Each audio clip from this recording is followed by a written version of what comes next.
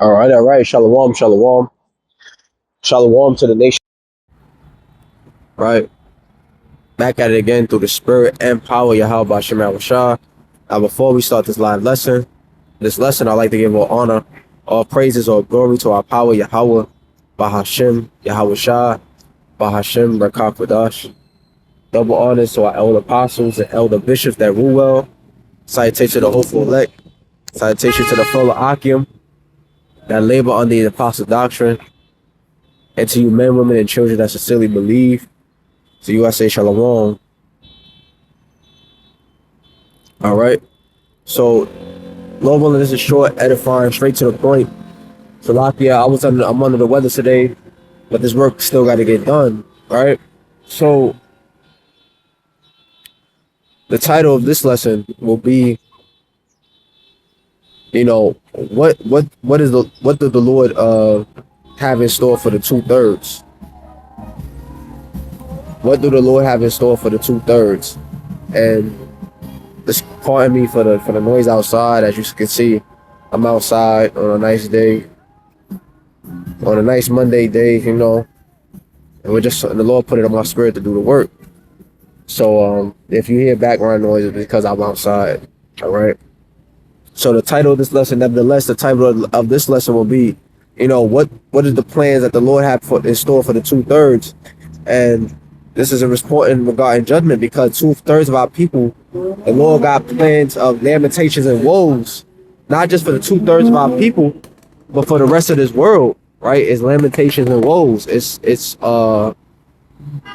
destruction, right? It's evils. Okay, there's nothing good in store that the Lord has in store for these people in the world, nor for the 2/3 of our people. So let's open up with the book of 1 Peter chapter 4 and verse 17. It says, "For the time has come that judgment must begin at the house of power.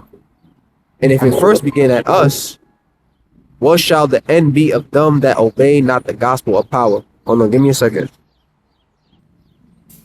I had to put on D&D, do not disturb. All right. Excuse me. But yeah, I'm gonna read that again. This is 1 Peter chapter 4 verse 17. "For the time is come that judgment must begin at the house of power. And if it first begin at us, what shall the end be of them that obey not the gospel of Yahweh Shemel Shah?" Right. So what is their fate? And that's really what this lesson is touching into. What is the 2/3 fate? What is the fate of those that are unbelievers, right? That's in the world, that don't obey that are stiff necked and hard headed, that don't want to listen to the gospel, that don't want to hear these words, right? What is their fate? What is the Lord going to do to them? Right, and that's what we're going to get to in this lesson. Verse 18, it says, "And if the righteous scarcely be saved, where shall the ungodly and the sinner appear?" Right, so let's look up that word scarcely real quick. Scarcely.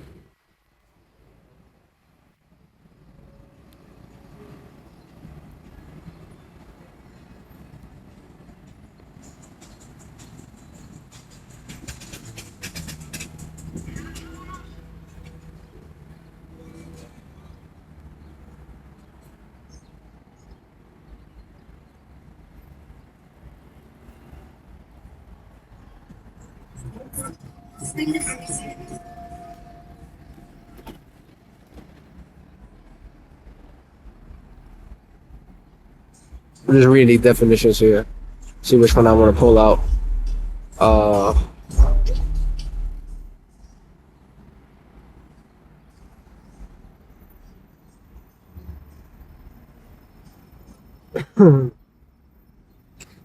it says, right here at the bottom, it says, "It does not mean believers will barely make it into, actually it does, because, see, this definition, I don't want to read that one because it contradicts itself, because you're saying, it says, you're not going to barely, believers won't barely make it by the skin of their teeth, yet they're going to make it through great difficulties. Skin of your teeth is a phrase for saying great difficulties. Okay.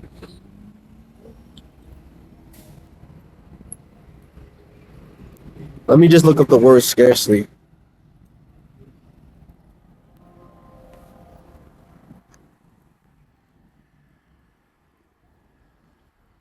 Did you hear that? I don't think you can hear that. Oh yeah, it's not playing. But it says scarcely. It says scarcely is an adverb meaning almost, not, barely, or only just. So the definition of barely, skinny of teeth, totally applies to what this verse is saying on scarcely in 1 Peter 4:18, because that applies. The skinny of teeth, that means barely, right? And that barely is speaking on great difficulty, as it says in Acts 14:22. Through much tribulation we shall enter to the kingdom. Through much tribulation. So we have to go through Jacob's trouble. We have to go through the hour of temptation in order to get on those chariots. You know, there's no escaping the hour of temptation. The only difference with us as the believers and the followers of Yahweh Shah, Yahweh Bahashim Yahweh Shah, is that we'll be preserved, right? Meaning that the Lord will put the spirit on us not to take the mark when that time comes, right? But we still have to go through that, right? Because this is a trial that's going to come upon all the world, that including the righteous, right? The believers, okay? So we have to go through Jacob's trouble. We have to go through the hour of temptation in order to receive salvation. That's a condition for salvation, that you have to go through these things, right? And endure these things in order to receive salvation. That's the condition. As it's written, Acts 14:22, through much tribulation ye shall enter to the kingdom of heaven. It says, it is, again, go back to the definition of scarcely. It is a more formal synonym for hardly, and is used to describe situations where something is almost impossible, just happened in the nick of time, or is definitely not true, right? So regarding the elect, they're going to be saved in the nick of time. They're going to be saved just before the missiles hit, right? Which is the ICBM nuclear missiles. Just before the missiles hit, the elect is going to be saved, you know? So they will be saved in the nick of time. They will be, you know, yeah. They will be saved in the nick of time. They will be saved at the appointed time, all right? So that's what scarcely means. So going back to 1 Peter 4:18, let's pass by.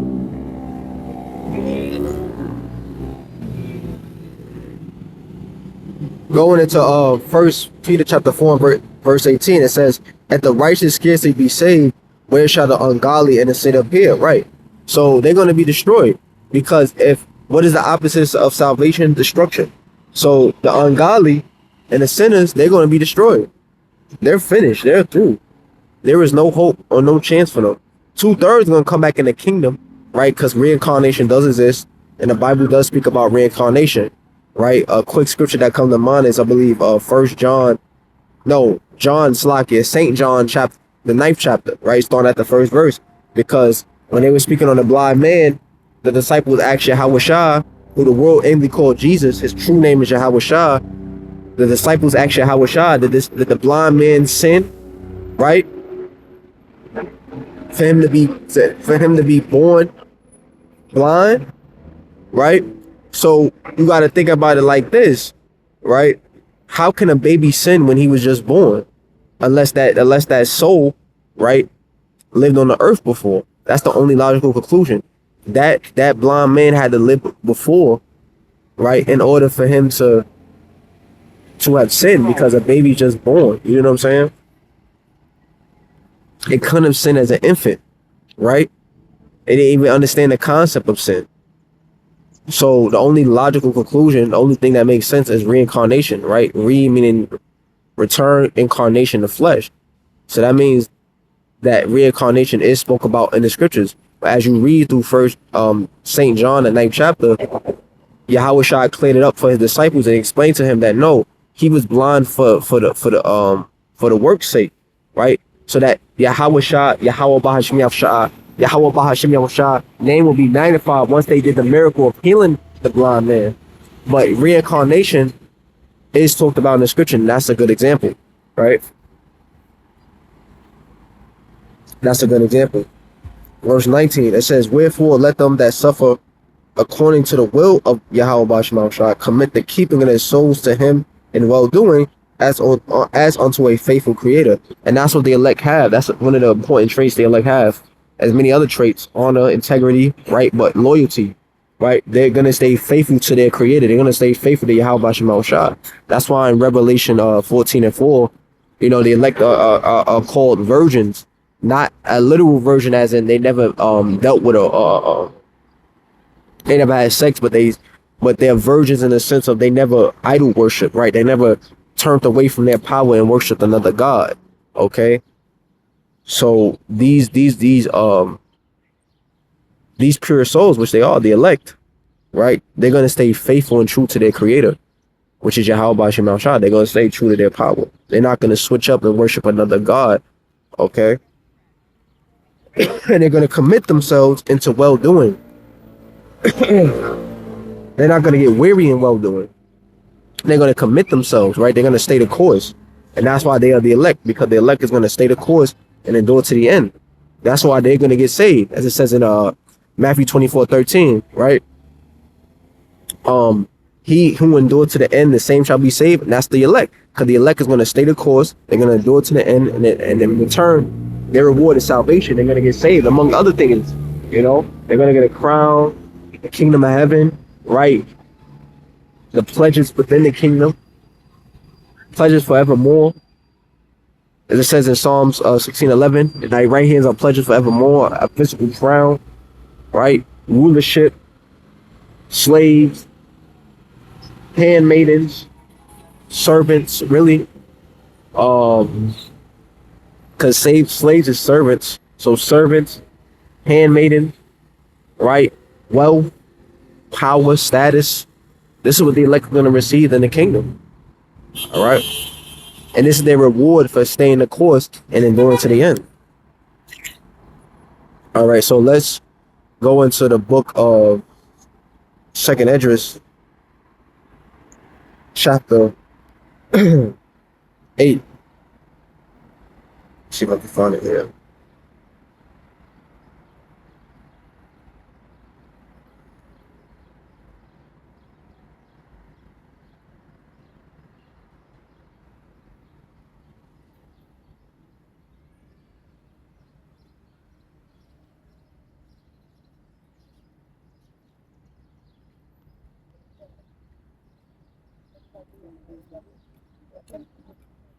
I'm looking for the precept.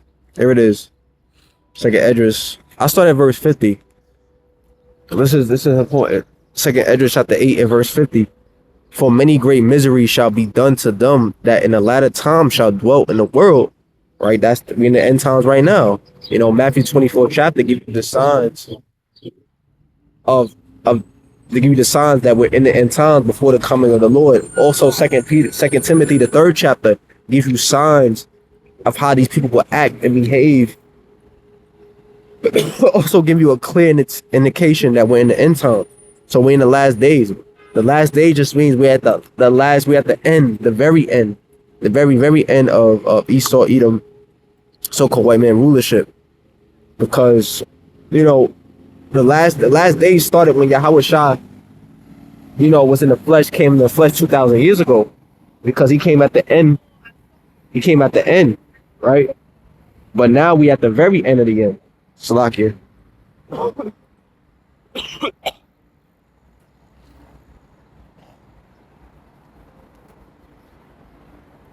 Yeah, we at the very end of the end.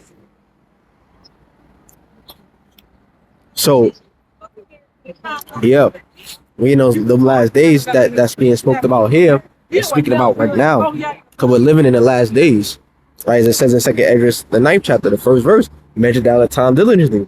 How do you measure your times? You get into your word and you understand what the scriptures are saying about the time that you're living in, because you gotta, in order for you to measure the time, you gotta understand end time prophecy. If you don't understand end time prophecy and what will be and how human beings, how these people is gonna live on the earth and be doing in the end time, and these very times we're in right now, you won't understand that you're living in the end times, right?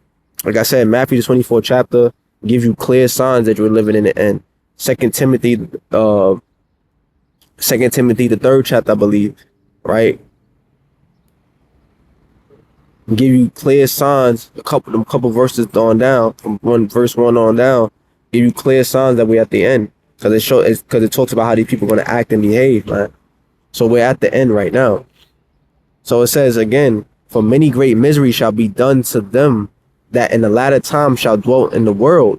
because they have walked in great pride. And that's what these people are doing. These people are mourning. These people are miserable because they, especially these Americans, these Babylonians, as we call them, because they've been living, deliciously for so long. They've been a proud people. They've been proud for so long, on top for so long, doing well for so long. So now they're suffering and they're mourning. The Lord having these Babylonians suffer, and now they're mourning, right? They're going on social media complaining about about their woes, what plagues them, what bothers them, and they're being humble, man.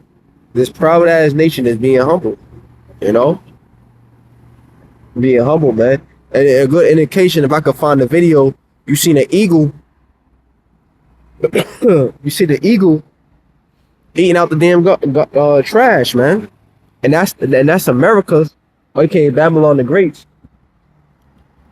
Salakia. That's America, aka Babylon the Great's animal, right? That's they animal, the eagle. That's Esau's symbol, the eagle. All right, this is how you know the Edomites are ruling in this country, man. That they're ruling on the earth, because all of the major nations, they got their symbol is the eagle. Okay.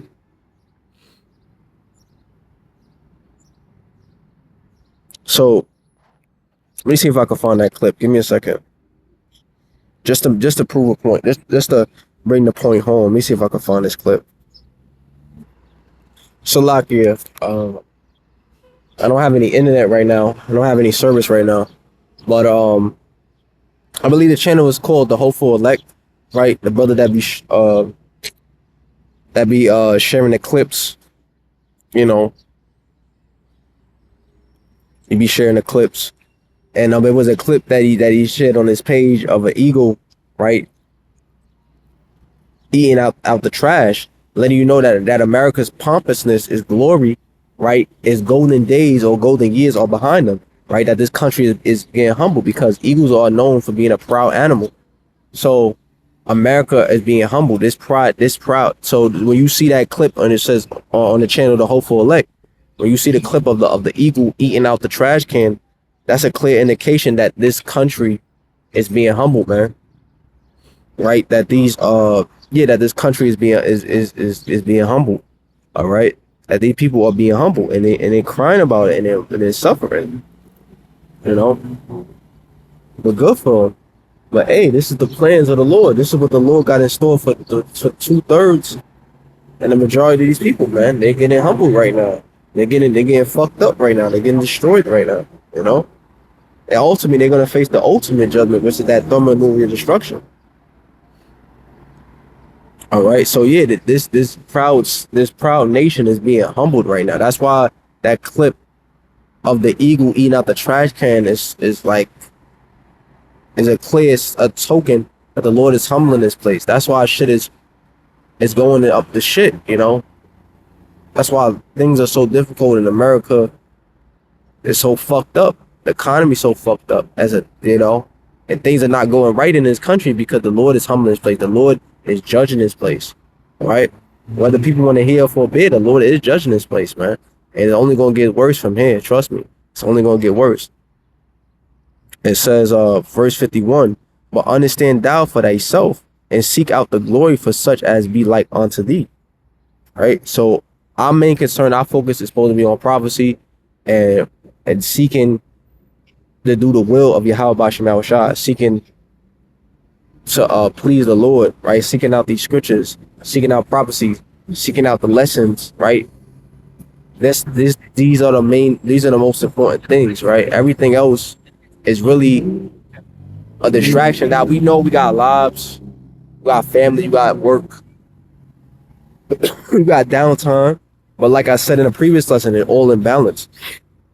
You can't, with this truth has to be a balance, This is the most important thing. So you can have downtime. We all have downtime. You can have, we all got work and family or kids. But this is the top priority. This is where most of your time is supposed to be spent. Right? In the scriptures. Right? With the Lord. Okay? Because that's your woman first and foremost. Right? That is your woman.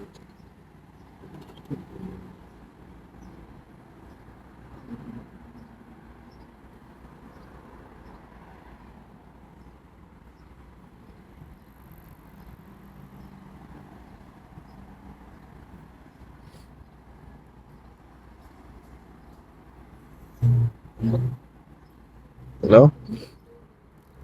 Salakia. Train of thought. Verse 52, it says, "For unto you is paradise open, the tree of life is planted, the time to come is prepared, plenteous is made ready, a city is built, and rest is allowed, yea, perfect goodness and wisdom." Right, so that's speaking on the kingdom of heaven. And that's what we're fighting for. We're fighting to enter into that rest, right? The kingdom, that city that's prepared for us, right? But we have to fight to get in. You know, it's not going to be easy. Fights are not easy. You know what I'm saying? It wouldn't be a fight if it was easy. But that's what we're fighting for. If any brother ever wonder, well, what I'm doing this for? What am I fighting for? You're fighting to get into that rest. You're fighting to get into the kingdom, right? To be partakers in it, because we're all Israel gonna be partakers in the kingdom, right? Among the other nations, but they're not gonna. The other nations are not gonna partake in the kingdom the way the nation of Israel will, right? Because the other nations, they're gonna be second class. They're gonna be subservient or under the Israelites, you know.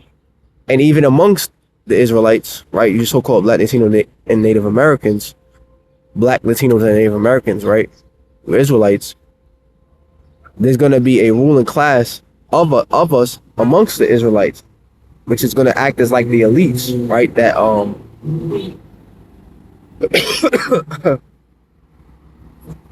that hierarchy, right? Which consists of the 144,000 and that 1/3, right? Because they're gonna be over the 2/3, right? And then the rest of the 2/3 is gonna be over all the other nations. You see? So even within the nation of Israel, that's gonna be over all these other nations on the earth, the elect is gonna be over the 2/3. You know, and even within the elect, which consists of the 144,000 and the 1/3, you have some brothers that's going to be over other brothers, right? Like the 12. What did the Lord said about the 12? He said, you shall be judging the 12 tribes of Israel. See? Judges. So even the 12 is going to be over the rest of the elect, you know? And then, you know, the elders and the bishops and then the brothers on down. It's going to flow in this proper order. As it is written, let everything be done in decency and in order. The Lord is about order. So everybody's going to be in that proper order. But nevertheless, we're all fighting for that penny. We're all fighting for salvation. We all want to get into that rest, man. You know, because right now, that's not our rest. If you're in this truth and you understand what you're involved in, and you understand these scriptures, you're not in your rest, man. That's why I told you in Wisdom of Solomon 1:18 that through much wisdom is much grief and sorrow. Because the more you learn, the more sad you feel. Because you see how wicked and contradictory this world is compared to righteousness. You see how wicked it is, man. And it's very vexing to your spirit, you know? So it's not our home. We don't feel comfortable in this place. We're vexed in this place. We catching hell every day. You know what I'm saying? You catching hell every day. So why would you, if you in a place where it's a living hell for you, why would you want to make this your home? You catching hell every day. That doesn't even make sense. But that's what the 2/3 are doing, because see, the Lord counted them as bastards on this side. That's why they're not going through shit. That's why the Lord not dealing with them, and they're not feeling any scourges. They're not, going through really nothing. Nothing of substance, nothing that will make them amend and change their ways. Like Jake still under curses for the most part, but the Lord is not dealing with them to that degree where they want to, repent and change their ways. You know what I'm saying? Because they don't even have wisdom. So 2/3 are just suffering under the curses for the most part. But now they're going to get judged for their sins. Okay, because they refused to repent when the doors of mercy was open to them. Battery's starting to die. So I'm gonna have to wrap this lesson up. Salakia.